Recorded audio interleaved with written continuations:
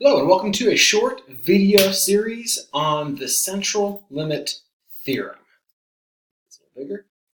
All right, this will be a little different video lesson because I'm not specifically going over one chapter or one section of the book.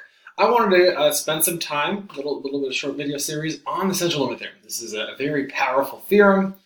We've been talking it many times throughout the semester, starting in chapter 3, and also chapter 5 and 6. But I want to dedicate one video lesson just on what this is saying, and more importantly for our class, how we're going to use it in our class. Okay, so I'm going to throw some notation on here. Most of this is not new.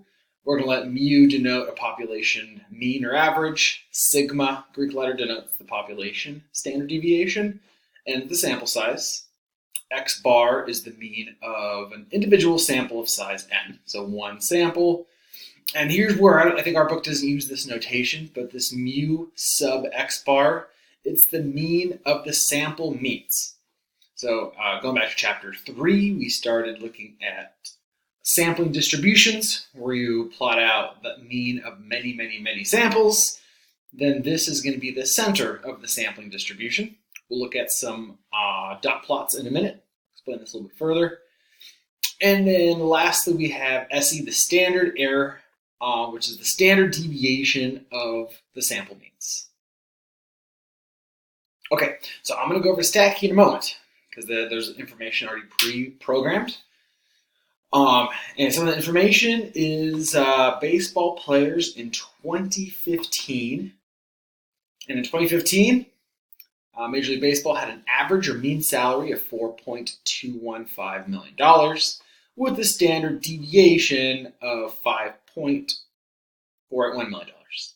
So I'm going to go to StatsKey in a second. What I want to do is figure out if we were to take random samples of size n for these 4 samples down here and calculate the mean salary in millions of dollars of each sample, describe the shape, center, and standard error of the distribution of sample means.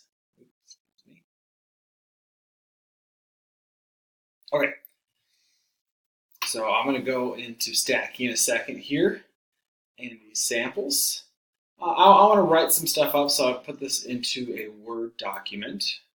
So here's information, and let's just say, what if n equals 1? Okay, so what I want to do, n equals 1, calculate the mean salary of each sample, describe the shape, center, and standard error of the sampling distribution. Okay, so if you want to go along and calculate these numbers with me, go to StatsKey, and what I'm going to do is go into sampling distributions right here, and then mean. And on this left upper drop-down menu, if you click that, there's a bunch of prepackaged information. I'm going to click on Baseball Players 2. That's for second edition of the book with the 2015 salaries. And here we have sample size. I'll make this a little bit bigger. Sample size, mean, standard deviation. So what I want to do is get a bunch of samples, and we're going to start with a sample size 1. We should put here. There you go. So sample size 1 is what we're going to start with. So in here for choose samples of size n, change that to 1. Okay. And now if you generate one sample, this dot represents one baseball player's salary, I should say. So if you make a bunch of dots, generate a whole bunch of samples. We have 2,000 samples here, 2,000 plus. Did you notice something? This distribution, the sampling distribution, I would say this is a very, very, very heavy right skew. But notice right here, the population distribution might be small on your screen, so it might be worth going over to StatsKey and clicking on this data set. But this is a very, very strong, heavy right skew. And hopefully this starts to make sense. We're dealing with average salary, which is income. And there tends to be usually a strong right skew to distributions that involve money, because there's, in a sense, no upper bound. There's a salary cap, so there's an upper bound, but we're going up here to the $28 million. Click on here. Just to look, in 2015, a couple years ago, we had Clayton Kershaw made $31 million. Justin Verlander made 28. We have all these outliers out here. Felix Hernandez, Cole Hamels. All these are the kind of all-stars or superstars, or at least they were at some point to get these huge salaries. And then if we go down here, we have all these players that may or may not be in the league anymore. This is $500,000. So most of the players, if you notice right here, are making about $500,000 to $1 million. The median's 1.65, but the average is 4.2 million because of all these players making a lot of money. So what I want to do is look at here. I've got, let me write some information down here. The population distribution is highly right skewed. All right, the sampling distribution, and here with n equals 1, is also highly right skewed. The center is, we go right here, the center is 4.161. So don't forget, if you want to StatsKey yourself and got 1,000 or 2 samples with sample size 1, you're not going to have the same exact value here, but it should be close. So the center is $4.161 million. And the standard error of the sampling distribution is about 5.398. So 5.398. All right, and what I want to do, let's put this in different colors so it's a little highlighted. Okay.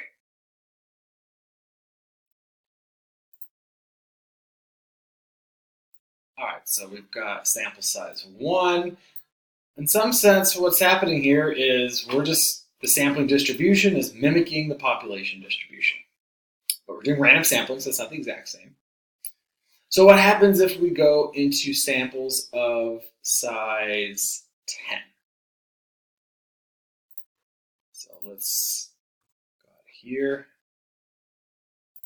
And what if we were to take samples of size 10? And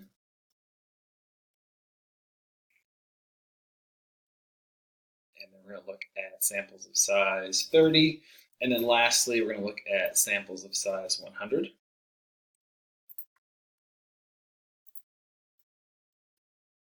Excuse me here. It's not working with me. Okay, so now let's go through the same process, but if we have sample size 10, all I need to go in here is change this n from 1 to 10. Click OK. Notice now if I generate one sample, this one dot, if you look over here, represents the salary of 10 players. If I take another dot, then this dot is the mean of 10 players' salary. And I can keep doing this. Here's another dot that represents the average mean salary of 10 players. And let's get a couple thousand. All right, so how would you describe this dot plot, this distribution? I would say there's still a right skew, but definitely not as strong a right skew as before. Let me write that up. The sampling distribution is right skewed. I would say, how about it has a slight right skew? All right, what's the center? Center here, 4.156 million dollars, and the standard error is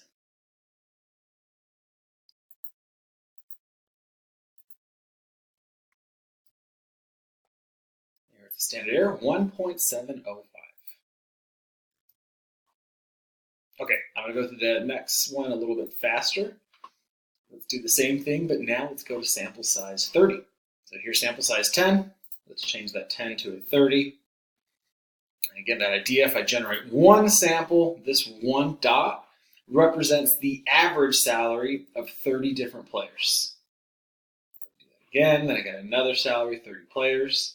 Let's generate a couple thousand here. And now if we take 30, if we want to describe this sampling distribution, it's not perfectly normal. There's still a little bit of a right tail, but this is fairly normal. So I would say the sampling distribution is normal with a small right skew. The center is 4.196. That's $1 million. And the standard error is up here. That's 0.956. Make sure I copied that right. Yeah, 0.956. And let's go through this one more time with sample size 100. So let's see, we had from right skew, slight right skew, fairly normal. Now let's change that 30 to 100, click OK.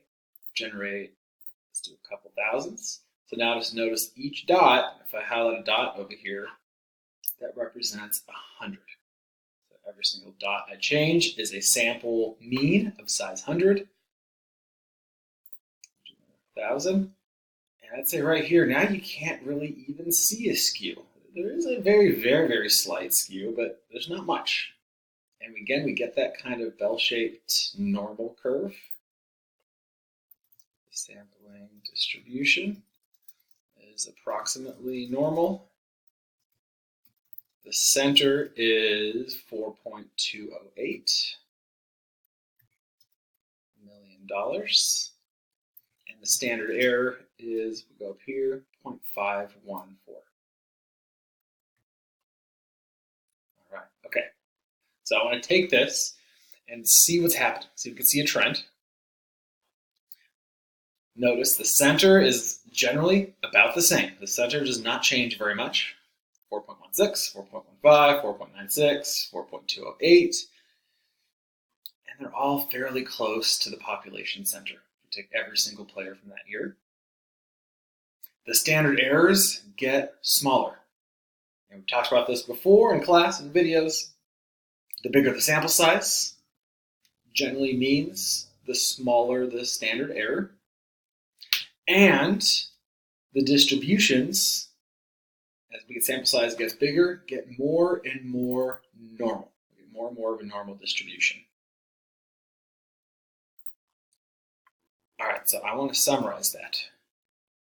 And this is the central limit theorem that we're going to use for our class. There's other facets of the central limit theorem, but for us, there's three main results.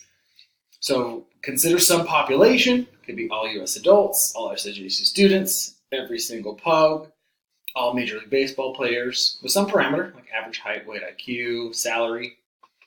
And if we were to take multiple samples, and we have to assume all the same size from this population, the central limit theorem, the CLT, tells us for large enough sample size, three things are going to happen. The mean of the sample means approaches the population mean as more and more samples of size n are taken. The standard error approaches the population standard deviation divided by the square root of n as more and more samples of size n are taken. I'll come back to this in a second. And the distribution of sample means will approach a normal distribution as more and more samples of size n are taken. All right, I'm going to rewrite these in a slightly different way, more like a formula. And for large enough sample size, we'll talk about this in chapter 6.2, but the general rule of thumb is at least 30. And then these same three bullet points, that can be written more condensedly here. The mean of the center of the sampling distributions will be the population mean. The standard error is going to be the population standard deviation divided by the square root of n. And the distributions of the sample means is going to be normal as long as we have big enough sample size. And this is huge. This means we could use that normal distribution over and over and over again, even when our population distribution is not normal, such as this baseball example. This is highly not normal. All right, in the next video, I want to go back to the previous example and look at these three points with the four sample size we used.